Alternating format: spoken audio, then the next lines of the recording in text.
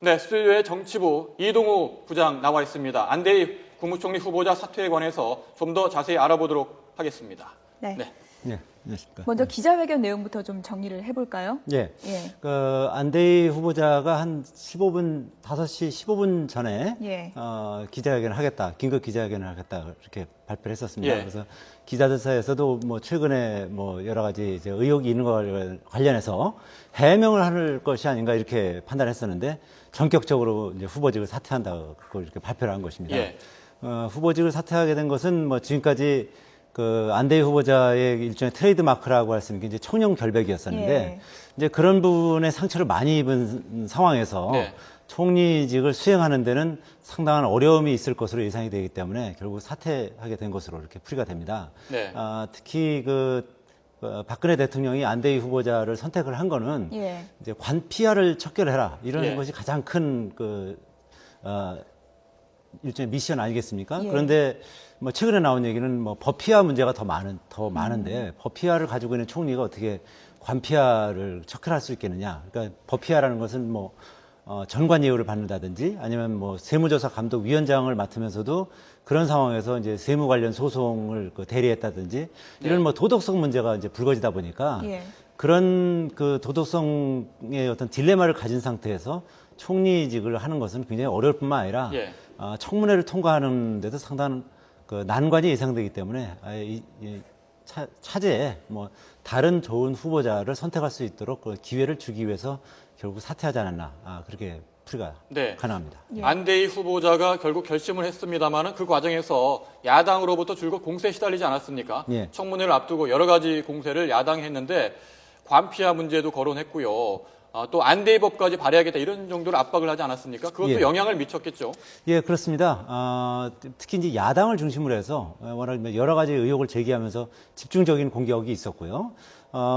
그런 부분에 대해서는 뭐 그 정부 여당은 물론이고 대통령에게도 상당한 부담으로 작용을 했기 때문에 결국 사퇴할 수밖에 없었지 않나 이렇게 보이고요. 예. 오늘 기자회견장에서도 이제 여러모로 부족한 제가 더 이상 총리 후보로 남아 있는 것은 현 정부의 부담이 될 뿐만 아니라 저의 버팀목과 보이지 않는 힘이 되어준 가족과 저를 믿고 사건을 의뢰한 의뢰인들이 힘들어하는 모습을 지켜보는 것도 너무 버겁다 이렇게 사퇴의 의견을 밝혔습니다. 예. 네. 특히 저를 믿고 총리 후보로 지명한 대통령께 심려를 끼쳐서 죄송하다 이렇게 간략하게 밝혔는데요. 네. 예. 그러니까 아마 이 부분이 이제 사퇴를 하게 된 가장 큰 이유라고 볼 수 있겠죠. 그 대통령에게도 상당한 심리적 부담을 줄 수 있을 뿐만 아니라 결국은 그 지방선거를 이제 다 일주일 앞두고 있지 않습니까? 예. 그 정부 여당에 뭐 엄청난 그 정치적 부담을 주고 있기 때문에 이것이 뭐 연일 그 신문 지상에 예. 그 각종 의혹이 지금 제기되고 있지 않습니까? 이거를 매일매일 이거를 의혹을 이거를 해명을 해야 되는 네. 그런 예. 상황에 놓여 있으니까 그런 부분에 있어서 그런 부담을 계속 안고 가기에는 너무 큰 타격이다 그렇게 판단했다고 예. 볼 수 있겠습니다. 이번에 안대희 국무총리 후보자가 후보직 사퇴까지 결심하게 된 논란의 이제 배경은 전관예우 논란이 아니겠습니까? 예, 그렇습니다. 어떤 부분이 핵심적으로 문제가 됐던 건지 그 부분도 좀 정리를 좀 해볼까요? 예, 우선 그 액수가 너무 많습니다. 예. 5개월에 16억이고요. 그리고 그 이후에 몇 개월 더 합치면 한 26억 정도, 뭐 예. 1년 좀 안 되는 기간에 26억 정도를 수임하지 않았느냐, 이제 그런 의혹이 지금 나오고 있고요. 이미 16억 부분은 이제 확인이 된 거고, 그렇게 봤을 때 한 달에 3억씩 그 수임을 했다는 것이거든요. 그러니까 이거는 뭐 전관 예우 아니고선 설명이 어렵다는 것이 이제 일반적인 그 시각이고요. 물론 뭐 일부 법조계에서는 그 대법관 정도 됐고 뭐 안대희 전 대법관 정도의 실력이면 그 정도는 충분히 가능한 것이다. 이렇게 이제 반론하는 사람들도 있습니다만. 예. 그러나 일반적인 국민 감정이나 법 정서라는 게 있지 않습니까? 국민 정서에 비춰봤을 때 이거는 워낙 많은 액수고 아까 이제 자료화면에서도 보셨지만 예. 대법관 청문회에서 본인 청문회에서 그 대법관 이후에 사건을 수임하는 것은 특히 형사 사건을 수임하는 것은 좀 문제가 있다. 뭐 그렇게 말을 한 적이 있거든요. 그러니까 네. 자신이 말하는 것에도 좀 배치될 뿐만 아니라 아까 설명했듯이 세무조사 감독위원장을 맡고 있으면서 세무 관련 소송을 또 직접 수임을 했거든요. 그런 부분은 도덕적 논란을 이제 피할 수가 없는 그런 상황에 처한 것이죠. 네. 지금 현장 취재 기자가 연결이 돼 있는데요. 예, 지금 화면을 보면은 안대희 후보자 조금 전에 했던 기자회견 내용을 잠시 들어보겠습니다. 이들의 도로 부족한 제가 더 이상 국무총리 후보로 남아있는 것은 저희 버팀목과 보이지 않는 힘이 되어주었던 가족들과 더 이상 지켜보는 것도 제게는 너무 버겁습니다. 저를 평범한 한 시민으로 돌아가 조용히 이행하도록 하겠습니다. 그동안 잘 계세요? 네, 안대희 후보자 고개를 숙이고 퇴장하는 모습을 볼 수가 있는데요.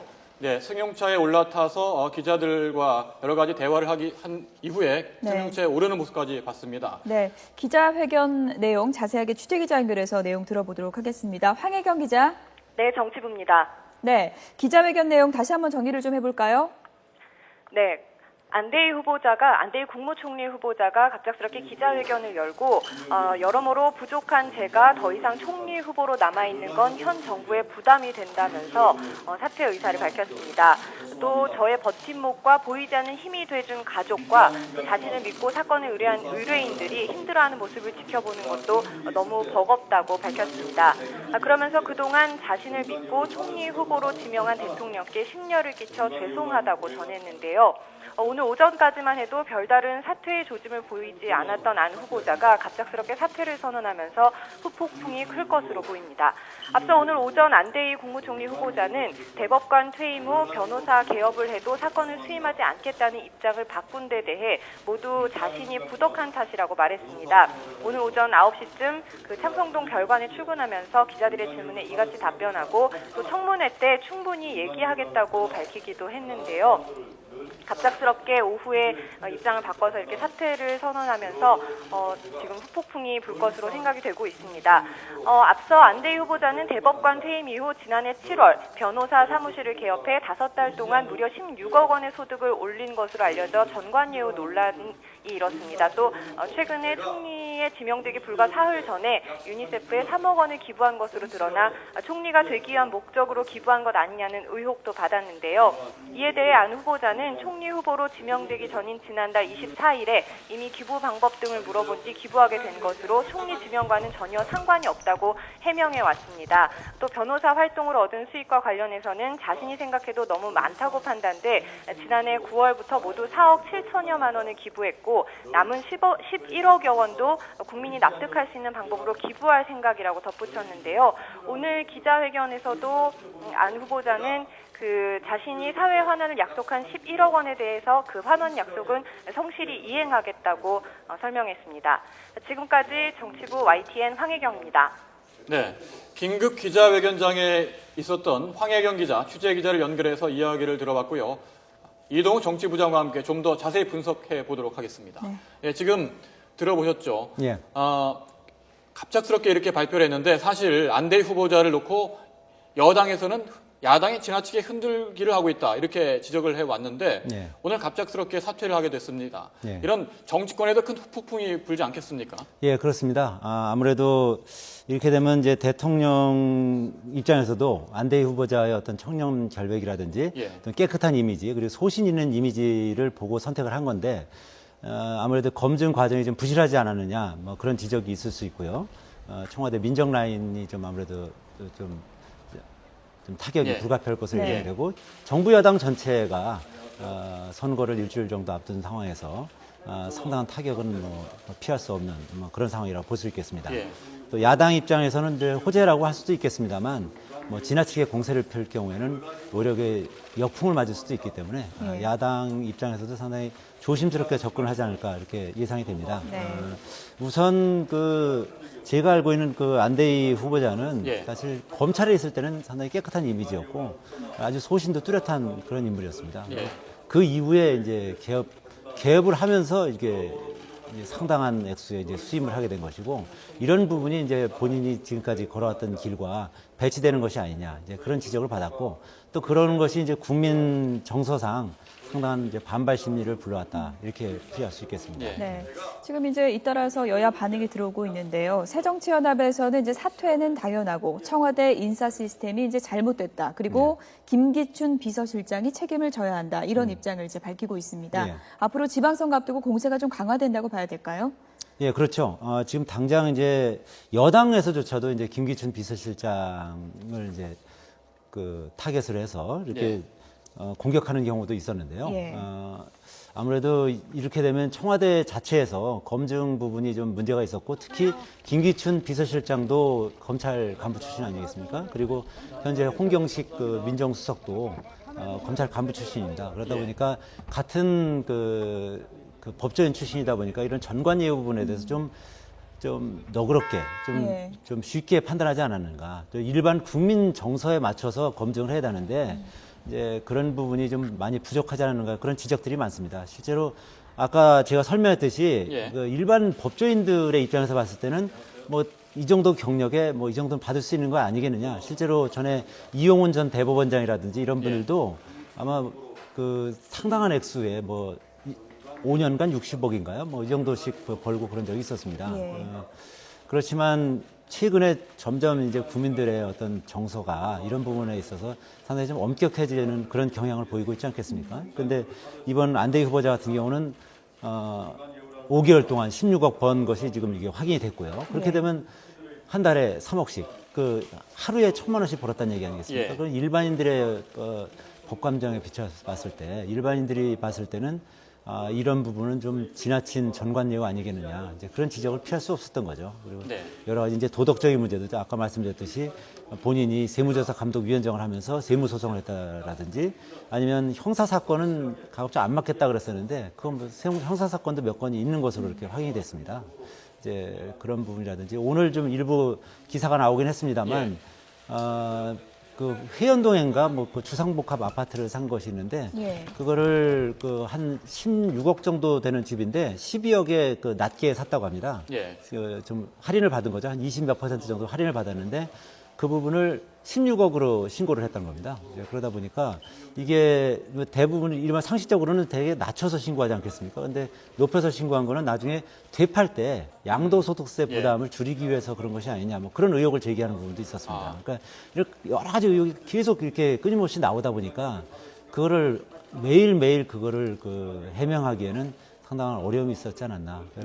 그런 의혹도 있었고 또 그런 의혹을 갖고 총리로 지명된들 제대로 총리 역할을 할 수 있겠느냐 이런 부분도 결국에는 본인 스스로 총리를 그만두겠다, 총리직에서 사퇴하겠다 이런 결심을 한 배경이 될 수 있겠군요. 예, 그렇습니다. 가족들도 그리고 아까 뭐 설명을 했겠지만 가족들도 많은 상처를 받았을 테고 아직도 뭐 청문회 과정까지는 상당한 기간이 남아 있지 않겠습니까? 이제 그런 과정을 가족들과 같이 감내하기에는 상당히 어려운 측면이 있었겠죠. 그리고 아시다시피 그리고 안대희 총리 후보자는 그게 활달한 성격이 아닙니다. 비교적 이 기자회견하는 걸 보셨겠지만 비교적 내성적인 성격이거든요. 원래 별명이 수줍은 사무라이입니다. 수줍은 사무라이요. 예, 그러니까 상당히 좀 내성적인 성격이 그러다 보니까 더욱더 이런 파상 공세라든지 이런 부분에 대해서 견디기가 쉽지 않았을 겁니다.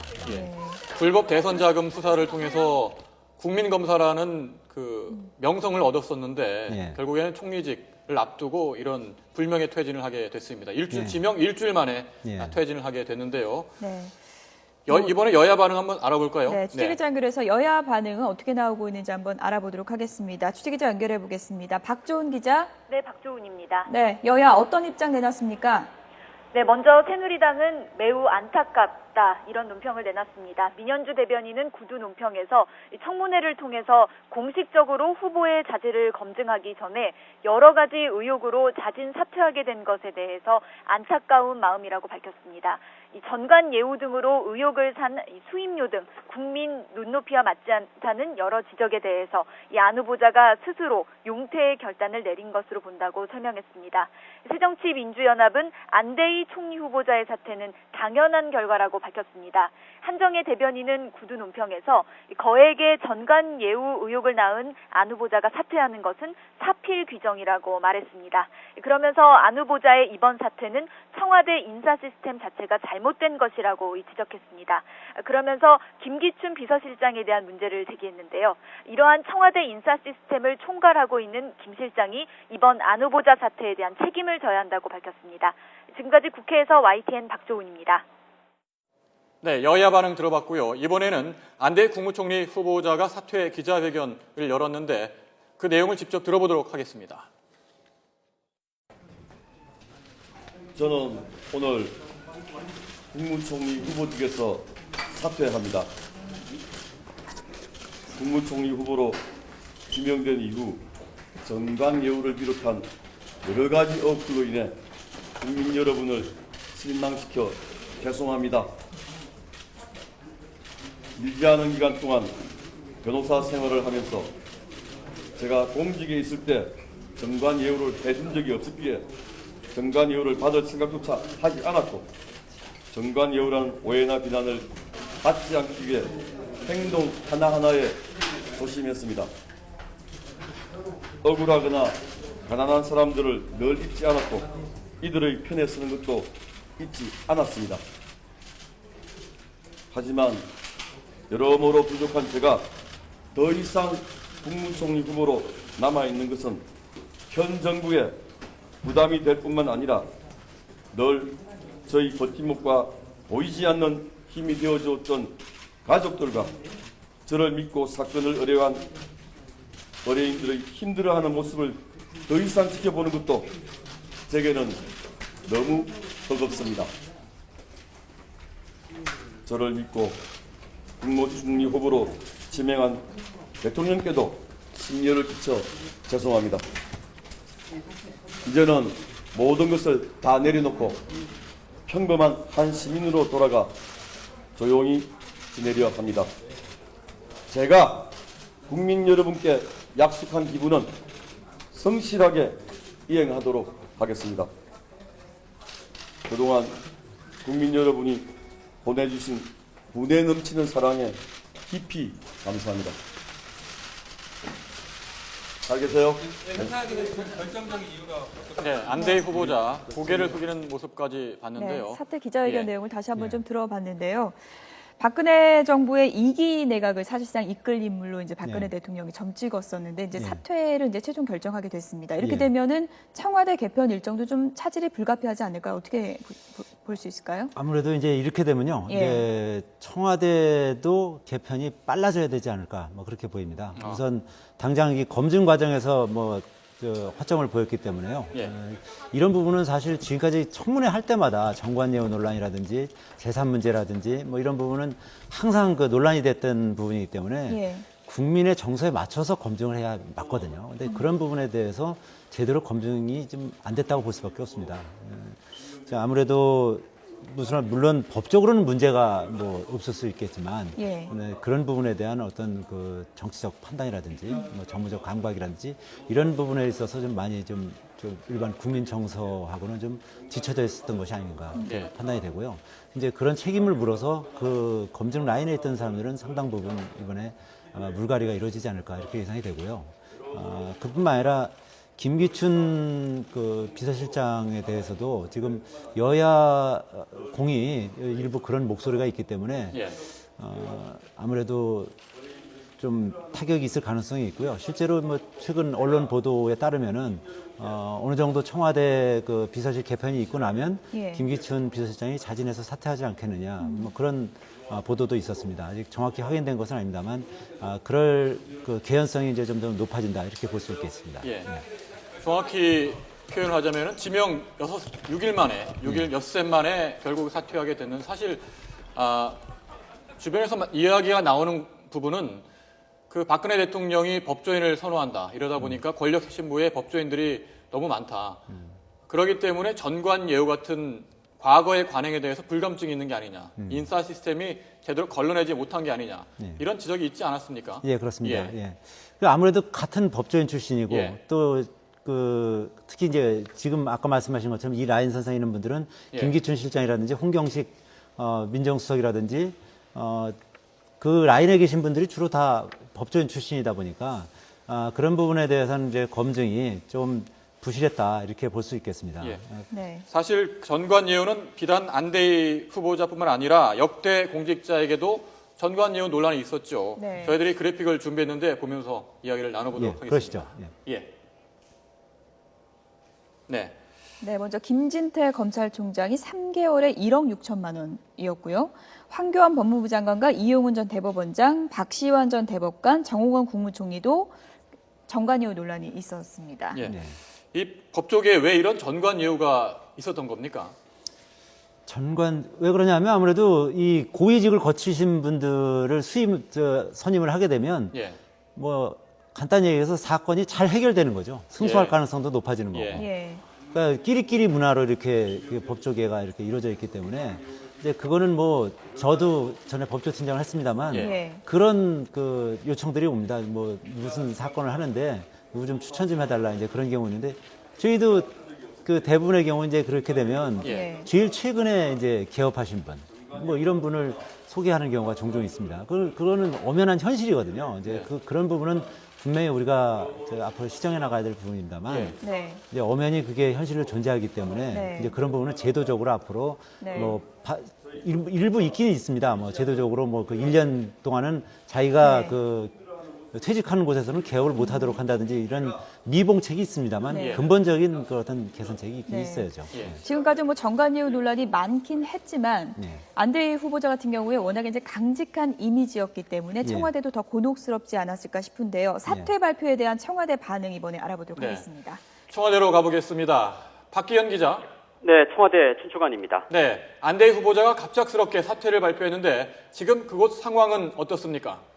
네, 청와대는 안대희 후보자의 사퇴 발표에 아직 어떤 공식 입장도 내놓지 않고 있습니다. 하지만 안 후보자의 사퇴 발표로 당혹스러운 분위기가 감지되고 있습니다.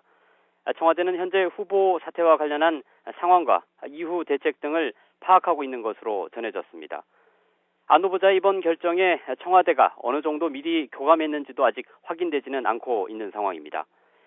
지금까지 안 후보자의 전관예우와 관련된 비판 여론에 청와대의 기류는 당혹스러운 표정이었지만 낙마 수준까지는 갈 정도는 아니라는 분위기가 지배적이었습니다. 하지만 안 후보자가 전격 사퇴를 발표하면서 큰 파장을 일으키고 있습니다. 특히 청와대는 안 후보자를 세월호 사태의 수습과 공직사회 개혁의 적임자로 판단하고 강도 높은 개혁 작업을 준비하고 있었는데요. 이 같은 구상에 차질이 예상됩니다. 무엇보다 국가안전처와 인사혁신처 등을 신설하고 안 후보자가 이를 맡아 책임 총리를 구현하려던 계획에도 큰 차질이 빚을 전망입니다. 또 인사검증 시스템 실패의 책임 논란도 예상됩니다. 과거 인수위부터 이어져온 이딴 인사검증 실패의 악몽이 되살아난 셈인데요. 특히 대선 정치자금 수사 등을 통해 과거의 강직한 이미지에만 의존해 인사검증을 소홀히 한 것 아니냐는 지적이 제기되고 있는 상황입니다. 박 대통령은 6.4 지방선거 이후에 큰 폭의 개각을 구상 중이었는데요. 이 같은 계획에도 상당한 차질이 불가피해 보입니다. 지금까지 청와대 춘추관에서 YTN 박기현입니다. 네, 청와대 입장을 들어봤고요. 예. 지금 안대희 후보자가 사퇴를 하게 되면은 청와대 입장에서도 앞으로 전국 운영에 타격을 받을 수밖에 없지 않겠습니까? 예, 그렇습니다. 사실 안대희 후보자는 박근혜 대통령이 세월호 참사 이후에 위기 상황에서 위기를 타개할 핵심 인물로 지목해서 총리를 맡기겠다 이렇게 해서 사실상 뽑은 후보인데 그렇죠. 이렇게 타격을 받게 된다면은 과연 어떤 인물이 다음에 총리직에 나올 수 있겠느냐 이런 부분도 의문이 드는데요. 어떻게 보시는지 어떤 기준이 있어야 할까요? 예, 이제 아무래도 지금 이번에 그 총리는 무엇보다도 강력한 검증이 예상되기 때문에 이런 부분에 대해서 확실하게 사전 검증이 있어야 되는 겁니다. 예. 근데 그런 부분이 아무래도 좀 부족했던 거고요. 저도 사실은 좀 놀란 측면이 있는데 네. 아까 말씀드렸듯이 제가 법조를 출입할 때 안대희 전 대법관 같은 경우는 굉장히 검찰에 있을 때 잘 해왔고 네, 존경을 좀 받았던 그리고 인물이었죠. 깨끗하게 생활해왔고 또 강북에서 한 아파트에 오랫동안 예. 살았다는 이제 그런 강점이 있었습니다. 자기 관리를 그때까지 아주 잘했던 것이죠. 예. 그런데 그 이후에 이제 새누리당의 정치쇄신 특별위원장도 맡지 않았었습니까? 근데 그 이후에 이제 대통령과 어느 정도 거리감이 있었습니다. 이제 그 상황에서 본인 관리를 어느 정도 좀 실패했다 그렇게 볼 수 있겠죠. 이제 그리고 그런 과정에 대해서 검증이 제대로 이루어지지 않았기 때문에 오늘 이제 이런 사태가 벌어진 거라고 볼 수 있겠습니다. 예. 네. 아무래도 이제 6.4 지방선거를 일주일 앞두고 이런 이제 결정이 나왔기 때문에 전국에도 이제 영향이 불가피할 것으로 보입니다. 어떤 파장이 있을 걸로 예상해 볼 수 있을까요?